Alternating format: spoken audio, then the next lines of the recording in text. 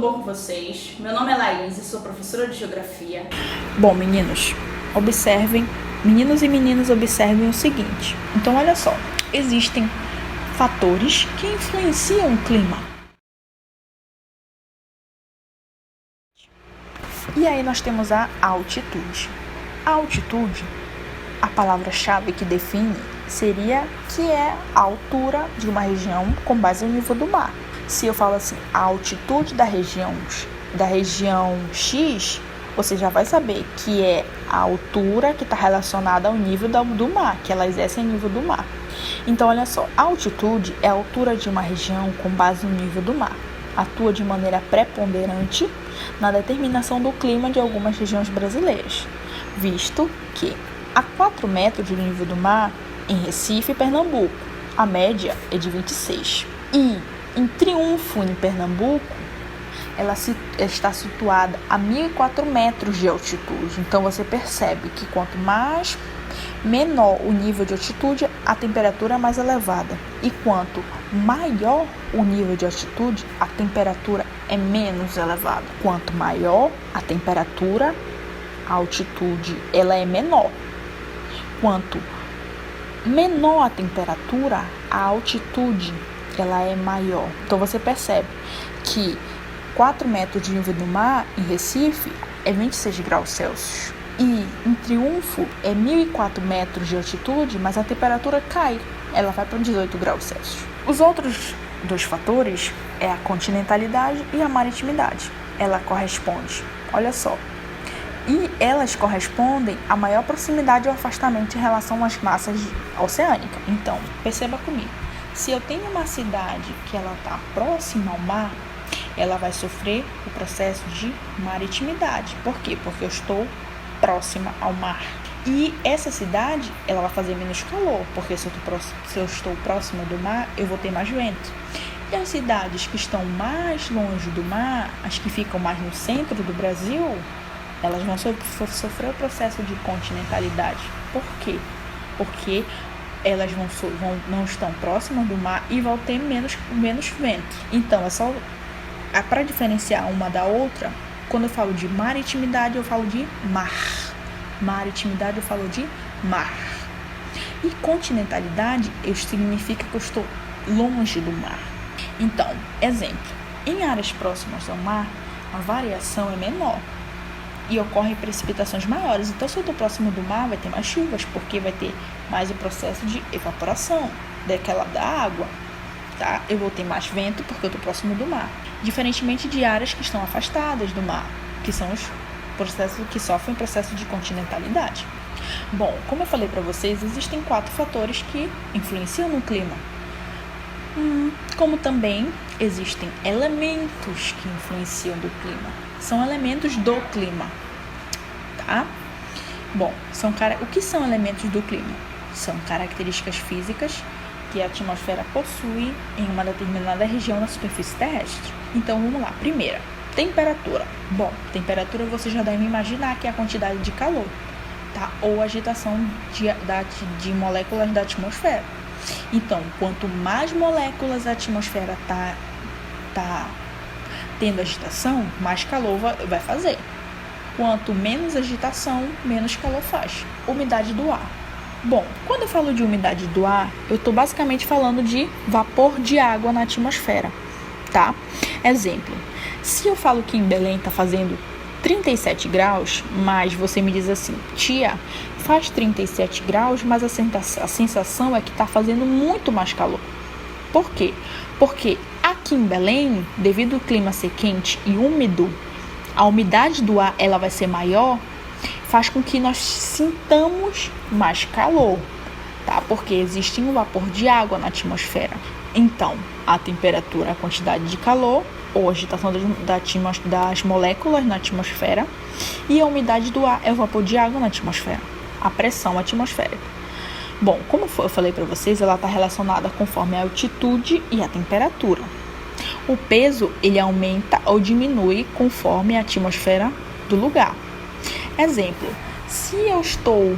vou colocar um exemplo para vocês. Pensem comigo, tá, meus alunos? Pensem comigo. Se eu estou no monte, se eu estou em cima de uma montanha, a temperatura lá vai ser maior ou menor sobre mim? Pensem comigo, tá? Imaginem aí. Ou então façam até um desenho se vocês quiserem. Desenhem aí agora, façam uma montanha e se desenhem em cima dela. Agora, façam um traço, tá, da superfície e se desenhem lá na superfície. Você acha que a pressão vai ser maior na atmosfera ou lá na montanha? Com certeza vai ser na atmosfera, porque quanto mais baixo eu tô em relação à atmosfera, mais pressão eu vou sofrer. Por isso que ele fala que é conforme a altitude, conforme a temperatura. Se eu estou numa altitude elevada, a pressão vai ser menor. Se eu estou numa altitude menor, a pressão sobre mim vai ser menor. A pressão sobre mim vai ser maior. Então, pressão elevada, eu estou numa superfície baixa, certo? Se eu estou numa superfície baixa, eu vou ter uma pressão maior. Se eu estou, exemplo, em cima de uma montanha, a pressão sobre mim vai ser menor. Precipitação. Bom, quando eu falo de precipitação, basicamente eu falo de chuva, granizo, neve, geada e orvalho, tá? Falei em precipitação, falei em chuva, granizo, neve, geada ou orvalho. E nós temos as massas de ar, como nós já mencionamos, tá? O Brasil sofre influência direta de 5, como eu falei para vocês, 2 equatoriais e tropicais e uma subpolar, atuante no inverno e verão, agindo de forma diferente, como vocês observaram o exemplo da massa equatorial, tá? Que eu mostrei para vocês, que eu exemplifiquei para vocês. Caso vocês não tenham compreendido, voltem o vídeo, tá? Ou podem entrar em contato comigo para que nós possamos sanar essa dúvida, tá? Bom, agora nós iremos exercitar um pouquinho, não é mesmo? Vamos analisar. Leiam comigo. Aí, o que acontece? Ele dá um espaço e ele quer que você preencha essa lacuna que está aí, tá? Então, ele dá o espaço e fala assim: é a distância em graus de qualquer ponto da superfície terrestre em relação à linha do Equador. Lembra que eu falei para vocês que a linha, quando eu falo em relação à linha do Equador, eu estou falando da latitude? Pois é. Quando eu falo assim, é a distância em graus de qualquer ponto na superfície terrestre em relação à linha do Equador, eu estou exemplificando a latitude, tá? Que seria a linha horizontal. Essas linhas elas têm um nome, tá? Essas linhas têm um nome e se chamam paralelos.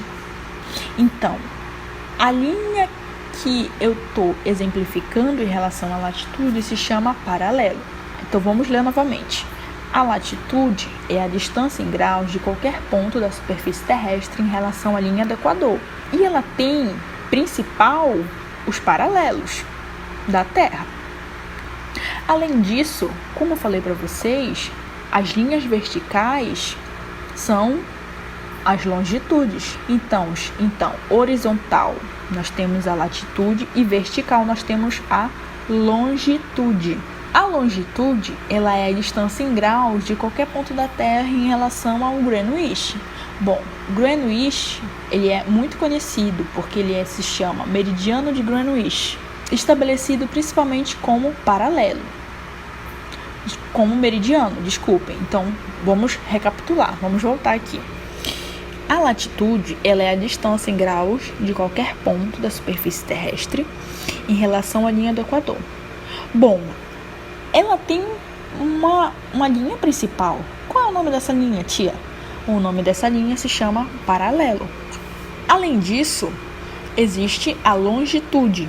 A longitude, ela é o meridiano. A longitude é a distância em graus de qualquer ponto da Terra em relação ao Greenwich, estabelecido como meridiano. Então, se você puder, depois está analisando, você pode colocar na internet meridianos e paralelos, latitude e longitude, você vai perceber como é que funciona, tá?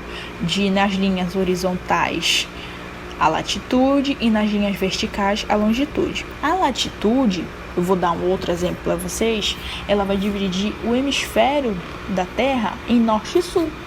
Então fica muito fácil você lembrar, porque norte e sul, ela vai ser de forma horizontal. Já a longitude, ela vai dividir em leste e oeste, que vai ser de forma vertical. Então, logo, a alternativa correta da nossa questão seria a letra C de casa, tá? Latitude, paralelo, longitude e meridiano. Meus amores, tem algumas atividades relacionadas ao livro que vocês podem estar exercitando.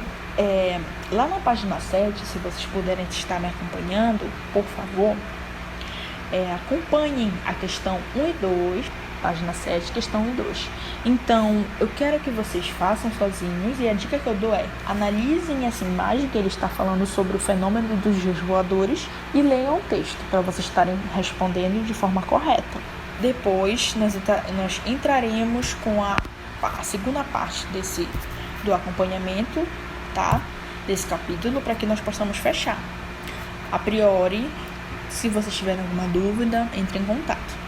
Tudo bem, meus amores? Certo? Fiquem com Deus e até mais. E é isso aí, gente. Espero que vocês tenham compreendido. Qualquer dúvida, entre em contato conosco.